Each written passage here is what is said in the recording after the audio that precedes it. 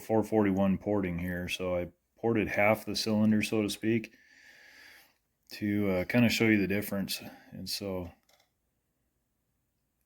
you can kind of see this is a case fed jug, and it's got these 4 little ports on it here. So porting actually looks terrible on camera, but it's not nearly as bad as it looks. But anyway, so what I've done is ported that skirt that drops down into the case. I thinned that out and then blended it back up into the port, and then opened the edges of the port just a little bit.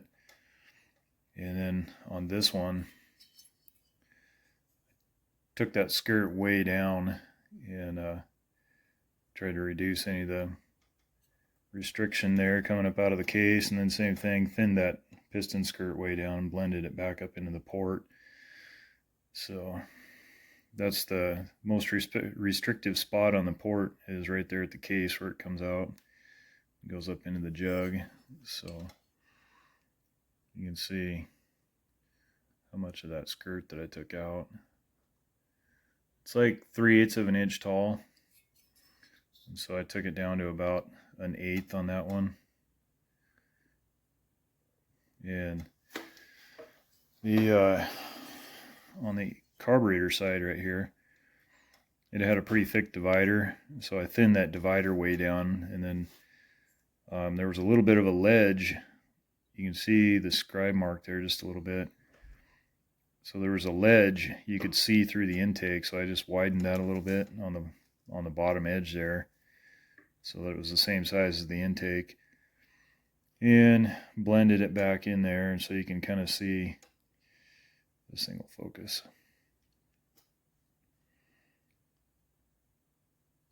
You can kind of see that there's a little bit of a bump in the road there. And so I tried to take that hump out and blend it back into the intake. So I'm not going to touch the intake or exhaust ports, so to speak, just the fuel side, I guess, because you got a cold air or clean air, and then you've got your fuel air port. So I took the divider out of the intake, and so that'll increase the volume of the intake. And so the reason for that skirt is this piston's got a little dog leg in the bottom edge of the skirt, and so the edge right there on the left hand side that's closer to the top of the piston is on this side right here where I removed the skirt. So there's really not a need for it. You can kind of see the dark line right there is the wear from the piston as it comes down. And so there's not really any need for that skirt to support the piston at all, because it doesn't come down that far on that side. So on that side it does come down pretty close to the bottom of the skirt. But as far as the upper transfers go, the numbers are pretty good, so I'm just going to leave it all alone. And I'm just going to try and increase the flow up into the top end and see what happens with that first. And we'll see how it runs and go from there. I got the squish with the gasket delete. The squish is about 18 thousandths, so I might need to chamfer the edge of the piston. But can't really widen the exhaust because of the piston design. And I think I'm going to have to put a port on the exhaust, or the muffler. And we'll go from there. This thing needs to breathe a lot better. This thing's kind of a gutless turd. So I'm not going to bother polishing the exhaust port either. It's pretty smooth. So I wouldn't gain much except cleaning it up. So I'm not going to do it for now. I'm just going to try and increase the intake out of the case and port the muffler and see how that improves it. Might just leave it alone from there. I'm just trying to get a little better performance out of it, and then I'm just going to sell it anyway. So I don't want to get too wild on the mods. So anyway, bring you guys back when it's back together and running. Alright, so I ran back in, took the limiters out of the carb, had dinner, so it's been an hour or so. So we'll try this again.